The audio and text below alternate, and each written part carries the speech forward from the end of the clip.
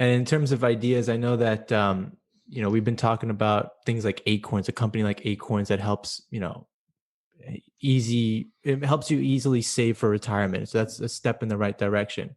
What is some other technology that some of our listeners could be thinking about right now if they're sitting at home bored and they're wondering, well, how I can help in this situation? We obviously know, like, let's try to create something that's thoughtless, frictionless, and painless. But what are some things, like tangible ideas, you might want to share with us? Sure. There are a handful of good ideas out there, and there are always more being developed. One would be to use technology to set up, like if you're getting automatic payment from your job, if you have a job, congratulations, to set up a little savings account and have some of your money go into that savings account every paycheck. It doesn't have to be like your retirement. That's a separate thing, but you should fund that too. But like what happens is we tend to look at our checking account as the signifier of how much money we have to spend, like our discretionary spending and how much money we have. And if we put a little money in a savings account, we essentially are hiding it from ourselves. It's still there to use, right? If you need it. But then like instead of, spending $1,000 a week, you spend $800 a week. And we find that like there's this thing called the hedonic treadmill, which is basically like the idea like we adjust to whatever level beyond like a level or above a level of just existence and subsistence.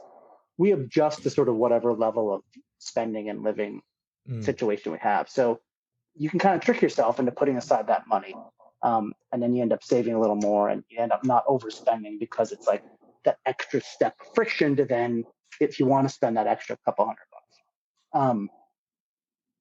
There is something that has worked well is especially now that all of our money is often easy, all of our spending is often easy to see in one place, like a credit card bill and a debit card and all that's in one place. Is if you find you're overspending, go through a month or 2 months of spending items and with someone, and I would suggest not with a spouse or someone who you're emotionally connected with, but like with a trusted person or even write it yourself, explain why you made each purchase that you did. And if you go through 150 items, you'll start to see some patterns, or you start to see some things you don't need, right? Like Disney Plus. I haven't watched anything. I'm done with The Mandalorian. Why do I need that, right? Like Right, right. you can get rid of it. You'll start to see your decisions. And the fact that, as you said before, we're sort of becoming cashless, like we don't have a wallet, like it's all there for us to see. Um, Yeah. that's a good way to start to identify what your issues are. And then, if it's stuff that you feel like you can't control, find a way to do that.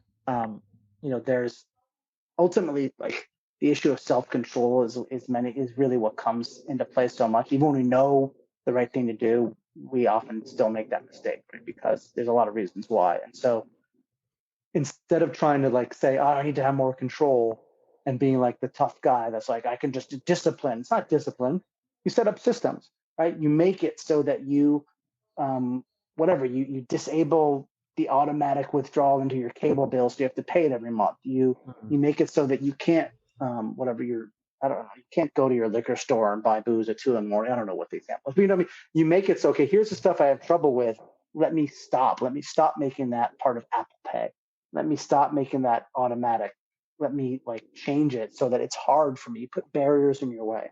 At the Mm. same time, if there are habits that you want to start, like saving more, reduce the barriers to those habits.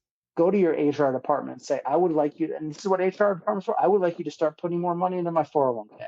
I want you to put money, help me do this so that every month it becomes automatic and frictionless.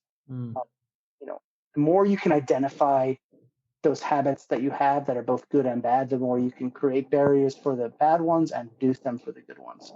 And sort of the sort of overarching thing that I tend to suggest is like we don't connect to our future selves, right? We literally like think of Jeff in 20 years as a different person than Jeff right now, and that's Right. why we have such a hard time with exercising, why we have a hard time with eating right, why we have time with like saving and making long-term financial decisions. So the more we can connect to that future person or the future outcomes, the better. If we start thinking about retirement, not as this vague notion for old people, but as like really in 2042, I want to be in Florida playing golf and driving an Eldorado to go pick up my third wife or whatever it is. That's only because they'll all divorce me, not them. Um, whatever that specificity is, one way to make it more connected and to lower the barriers to saving for that future too. So I sort of find myself babbling a little bit. Hopefully some of that in there is useful. Lower the barriers, increase the benefits, and regain some control too. Mm-hmm. Yeah. Absolutely. And also, like I said at the top, sorry, one thing. Like I said at the top, talk about it. There's no shame in these mistakes. Like, that's the biggest flaw I think we have. We don't talk about money. We talk about like, oh, I spent this money. We show off, but we don't talk about how we're thinking, the mistakes we make. And I really hope that people can start to do that, because that's going to be the real thing that helps us. When we admit, I don't know what I'm doing with my retirement.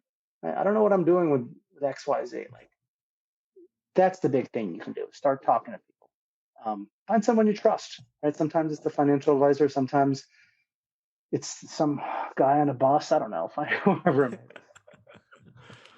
Yeah, no, I was gonna bring up that very point, because I've heard you speak before on some of your YouTube videos about how this book kind of opened up the importance of talking about money to you, and how you wanted to make a more concerted effort to be transparent about these problems when you're in conversation with friends and family. I thought that was just so interesting. Like, you brought up a moment ago about the idea of like going through a statement with a friend of yours, and like I can't think of anyone in my life that I would feel comfortable doing that with. And I think that's just by virtue of us having sort of this, everyone has different sort of feelings of unease about money, and it's a very private thing. So I think you're absolutely right that it is something we need to get over in order to be able to be thinking about money more responsibly.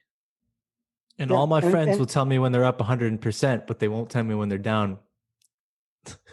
Exactly. Yeah. There's my social revolution, is to get people to talk about money more.